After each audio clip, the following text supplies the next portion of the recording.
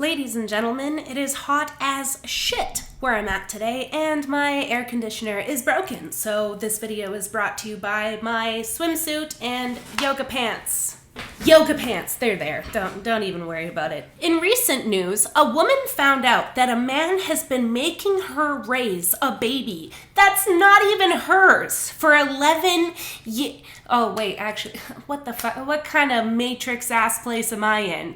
What kind of fucking cloud am I on? I'm so sorry. That would never happen. In other news, a man has just found out that he has been raising another man's child for 11 years. You been lying to me.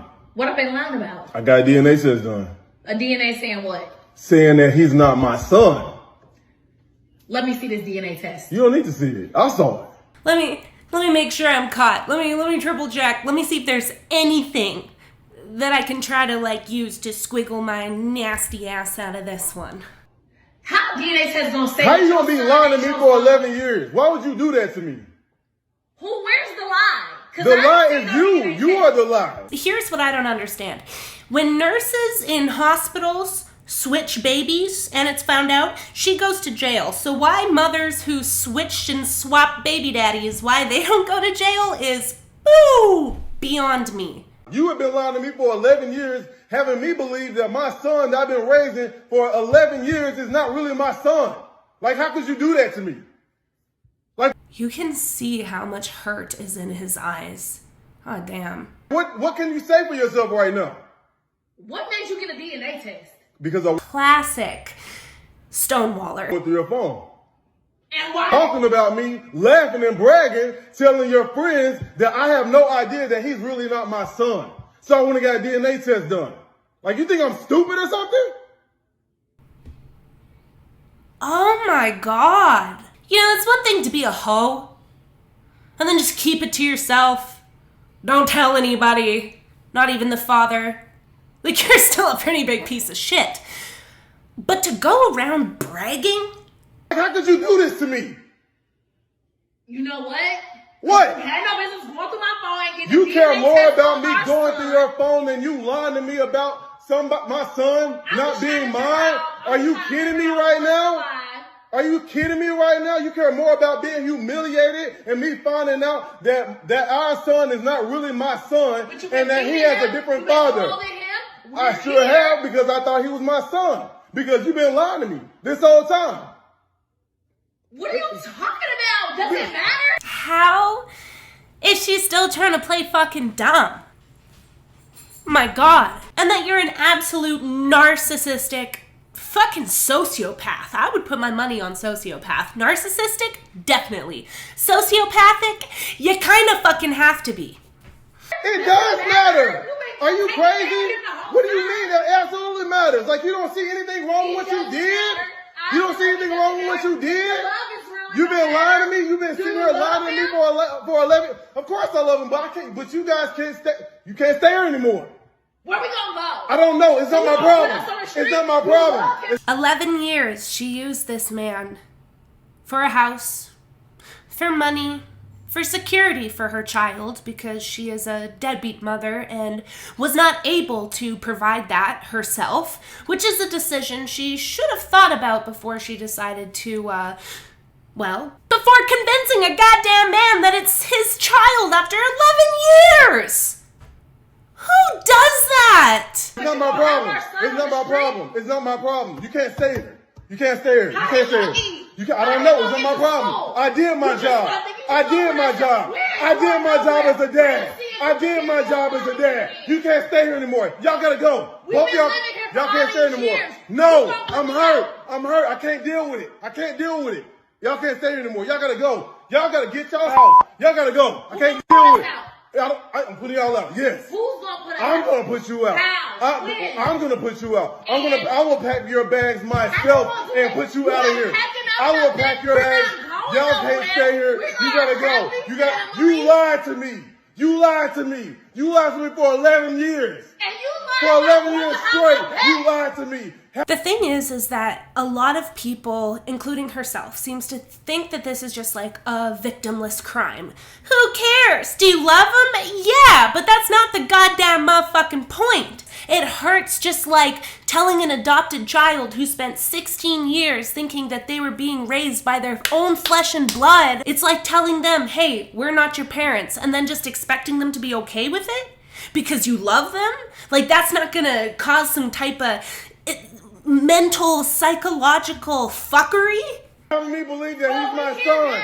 No, you gotta go. You gotta go. You gotta get up out of here. You gotta get up out of here. No, I can't look at you. I can't. Well, we're here now. No, bitch, you gotta go. I can't look at. No, y'all gotta go. Y'all gotta go. No, before I do something crazy, I'm gonna regret. No. Yes, No. yes. You lied to me. You lied to me.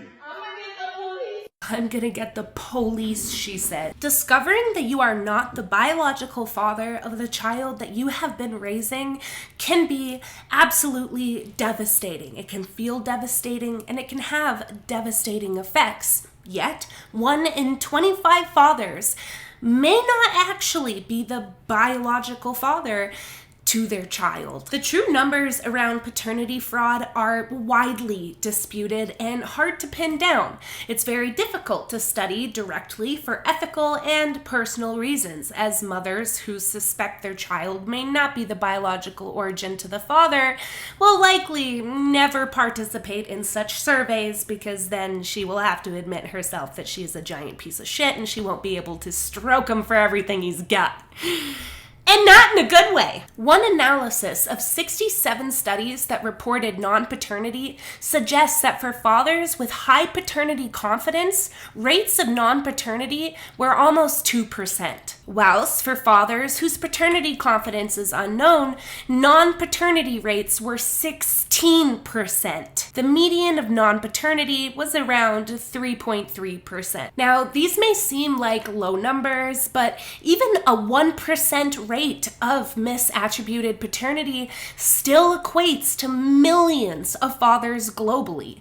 And one thing that cannot be disputed is how goddamn devastating it would be. And it is for those fathers. But it doesn't stop there. It gets worse for fathers because there are plenty of cases where fathers have found out that they are the non-biological parent but are still required to financially provide. It's these sneaky little laws that allows shit like this to happen. In some cases of paternity fraud, the fathers can still be legally forced to continue financial support, not just for a child that isn't his, but in some cases, men have been raped as children and are compelled in the US court to financially support their rapist. As a woman, I don't ever have to think twice about whether or not my children are mine, because guess what? They came out of my hoo-ha.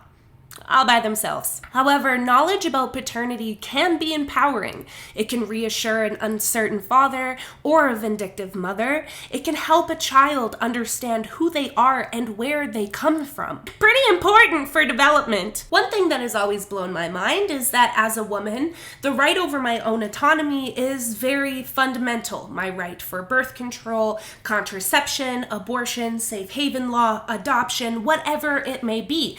I've got options.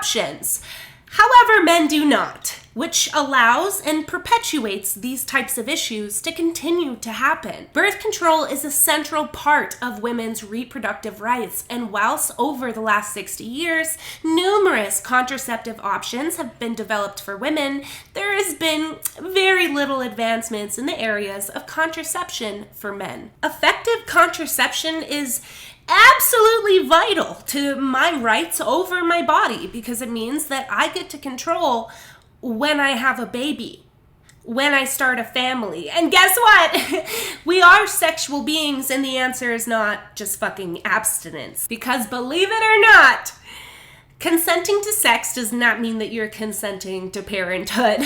Which brings me to this quote. If women's partial responsibility for pregnancy does not obligate them to support a fetus, then a man's partial responsibility does not obligate them to support a resulting child. If us as women have all of these options and men have none, but yet horrible circumstances can come from a woman being completely responsible for both of their decisions to become parents.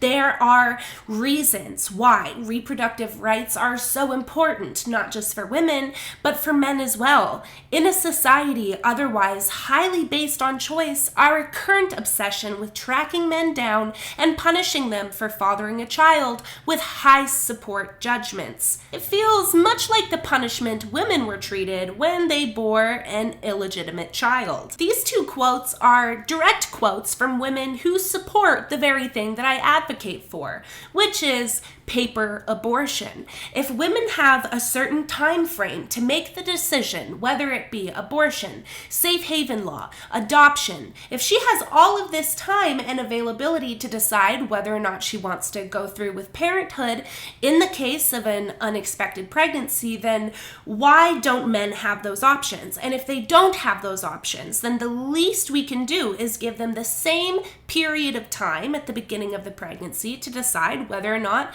he wants to stick around. Maybe, just maybe, we will see less women only having babies to keep men around or to use men as a financial free ride in life. Because here's the reality. Times have changed. We are now acknowledging that a woman and a mother's place is not just in the kitchen, but we refuse to acknowledge that it is not a man's job to provide for a woman who is fully capable of doing so herself. It is not his job to provide for a child he does not want if he explicitly says in the beginning that he doesn't want it. If men had access to birth control or paper abortion, or even at the bare minimum, giving them an automatic right to a paternity test at birth, we would see less of these situations. And this poor man might have been spared because I don't know about you, but there was a lot of hurt in his eyes and in his voice. And at the end, when he says, "You gotta go before I do something I regret," I felt that. I mean, shit, it's not even my child, and I want to sue. Women like that are absolute fucking Neanderthals. There is something wrong with you. You lack empathy. You lack basic human emotions to be able to not only do that to a man, not tell him, but then brag about it behind his back. And then when he brings it up to you, try to gaslight him. That was the equivalent of when a girl catches her man cheating, and she's like, "I saw the receipt. You cheated with Shelby, and you guys drank 2 Cokes." And he'll sit there and be like, "I did not drink a Coke.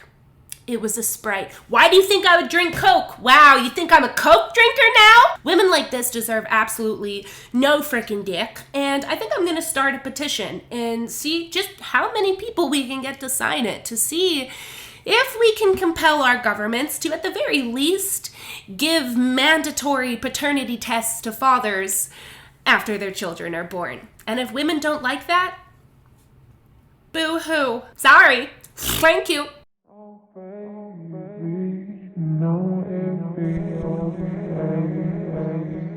Don't gotta be so, baby, no, it be okay.